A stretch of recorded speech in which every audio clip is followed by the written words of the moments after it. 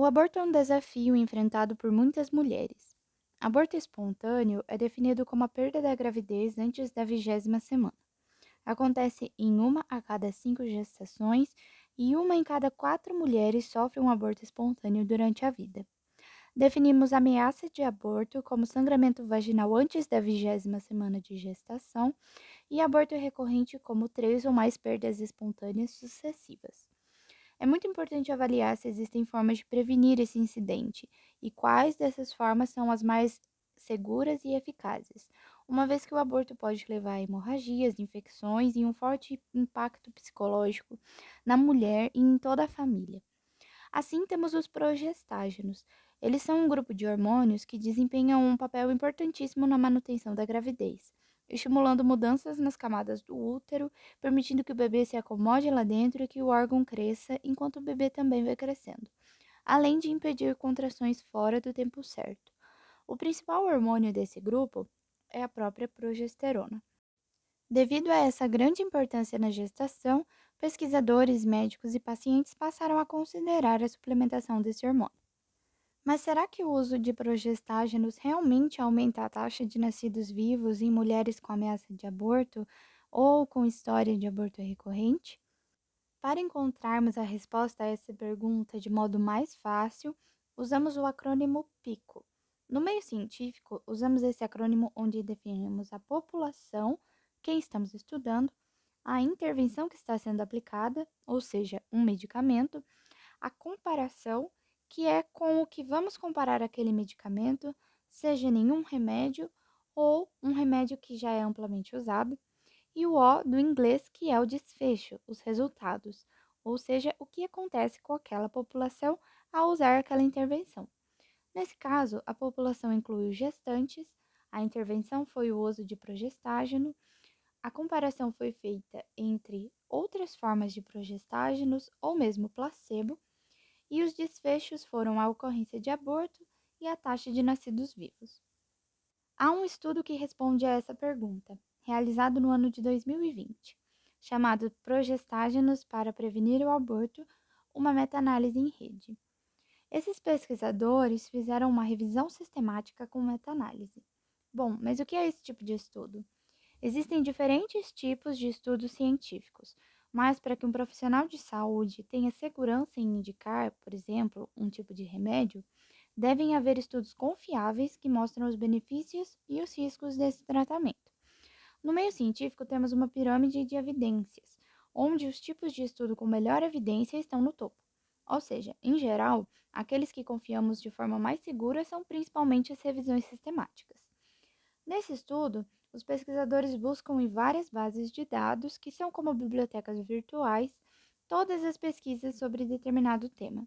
Preferencialmente buscam ensaios clínicos, um outro tipo de estudo em que os pesquisadores separam dois grupos e cada grupo recebe um tipo de tratamento, para basicamente avaliar qual desses dois é o melhor. Pode ser comparação entre dois medicamentos diferentes ou medicação e o placebo. Voltando ao estudo que nos interessa nesse momento, os pesquisadores realizaram essa busca em base de dados e ao todo encontraram 1.151 ensaios clínicos, mas nem todos respondiam à pergunta inicial. Então, eles foram excluindo aqueles que falavam sobre o uso de progesterona para outros fins, ou aqueles que foram feitos com muitos erros na metodologia, e então os estudos que ajudavam a responder à pergunta inicial foram 7. Esses 7 estudos foram publicados entre 1963 e 2020, e ao todo contaram com 5.682 mulheres. Os estudos foram feitos em ambiente hospitalar na Austrália, Alemanha, Hong Kong, Reino Unido e Singapura. Os estudos incluíram, de modo geral, mulheres de 16 a 45 anos com gestação confirmada, ausência de febre, e alguns foram feitos especificamente com mulheres com histórico de aborto recorrente. Entre os critérios de exclusão, podemos observar história de anomalias cromossômicas, sangramento vaginal intenso, algumas comorbidades, mulheres em tratamento com heparina, algumas contraindicações ao uso de progesterona, comprimento fetal maior que 7 milímetros, gravidez ectópica, em uso de suplementação de progesterona, mulheres participantes em outros estudos ou que engravidaram com tecnologia de reprodução assistida. Esses 7 estudos apresentaram um baixo risco global de viés, ou seja, no geral, não foram cometidos erros que comprometessem a qualidade do estudo, então podemos confiar nos seus resultados. Por exemplo, esses dois estudos tiveram um baixo risco de todos os tipos de vieses, e tivemos alto risco para viés em apenas 3 artigos.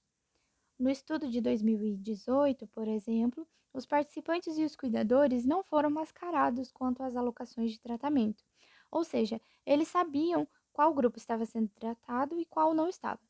Esse estudo foi então considerado com um alto risco de viés de performance. Nos ensaios, compararam então diferentes tipos de progestágenos, determinado tipo com o outro ou então com placebo. Analisaram então o número de nascidos vivos dessas populações para fazer comparações entre os grupos. Além disso, analisaram outros desfechos, como o número de abortos espontâneos, o número de nascimento prematuro, natimortos, gravidez ectópica, anomalias congênitas e os eventos adversos medicamentosos. Mas o que eles descobriram olhando todos esses estudos? Com base nos estudos analisados, puderam constatar que, entre todos aqueles tipos de progestágenos, apenas um teve um efeito benéfico e significativo, a progesterona micronizada vaginal. Mas não foi para todas as mulheres.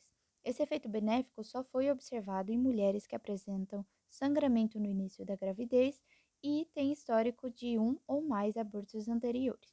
O estudo nos mostra que esse tipo de progesterona, em comparação ao placebo, contribuiu com o aumento de nascidos vivos, especialmente nos casos em que as mulheres apresentavam histórico de um ou mais abortos anteriores e sangramento no início da gravidez. Temos um alto nível de certeza com relação a essa informação, de acordo com o instrumento de avaliação de evidências chamado GRADE. Esse número, 1,8, é o risco relativo e indica que o tratamento aumentou em 8% o risco da gestação evoluir adequadamente até o nascimento do bebê. Esse intervalo de confiança, que abrange apenas valores maiores que 1, nos indica que esses dados são estatisticamente significantes e nós podemos confiar, porque o tratamento em momento algum contribuiu para que o número de nascidos vivos fosse menor do que no grupo que utilizou o placebo. Temos essa mesma informação desenhada nesses gráficos.